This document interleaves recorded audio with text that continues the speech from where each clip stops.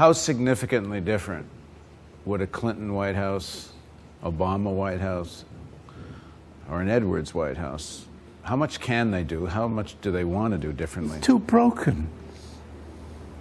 The first thing you have to do is get back habeas corpus. You've got to get back the Magna Carta.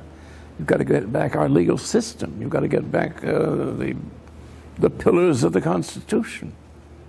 And they're gone. Republics don't restore themselves. There's a group of ex-Reagan conservatives that are waging a campaign exactly along these lines, saying the Constitution must be reclaimed. In fact, they're making more of it than the leadership of the Democratic Party is. Well, do they have the same Constitution in mind, or do they have something else in mind? One never knows with marginal groups. I think the Reagan people just believed in you make as much money as you can and screw everybody else. This gang seems to be, they're certainly talking the talk of wanting to go defend habeas corpus and the Constitution. But more my point is, we're hearing very little of this from the Democratic Party. Well, people, you know, there's Dennis Kucinich, there are a lot of people, there's Senator Lay, Congressman Conyers. There are a lot of people who understand the Constitution and understand the risks of dictatorship, because we're right on the edge of it. I tell people, Europeans, they say, you know, what do you think of the regime? And I said, well, what they've done is interesting, symbolic. I said, I was born 80 years ago in a country called the United States of America. And I now live in a homeland.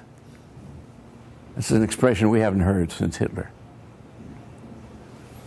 Since they don't know anything about language or politics or thought or anything else, they think it's just a wonderful way of explaining the United States defending itself against its numerous inscrutable enemies. They hate us, we don't know why. Well, if we didn't blow up their cities, they might feel more kindly towards us. 2 + 2 is not possible in the United States of Alzheimer's. What do you see in the next 10, 15 years? Bankruptcy for the nation, which will put an end to these insane wars. We can't afford one. I know in Washington, I mean, the entire Bush gang is longing to reconstitute the army with another 1 million men. They can't find 1 million men. And the American people, although they can be easily tricked, they're not stupid, and they're not enlisting.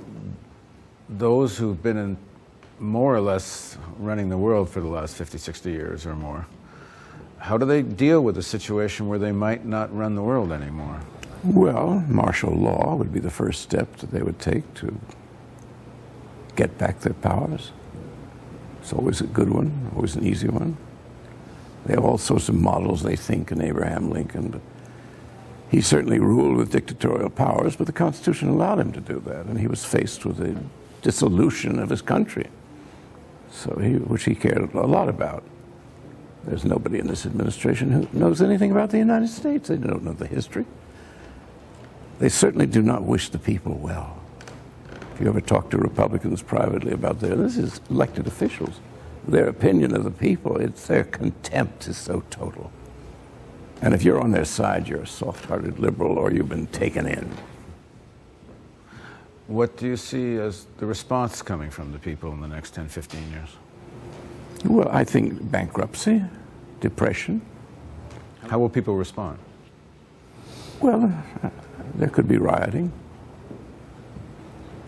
Certainly when we saw what happened in the late 20s, early 30s. I mean, institutions collapsed, banks collapsed. And Roosevelt's swift actions, followed by the brains of Lord Keynes, changed the whole economic structure of the West, much less the United States. So we were lucky between Keynes and Roosevelt to have had two such extraordinary men who did have our interests at heart, or at least appeared to.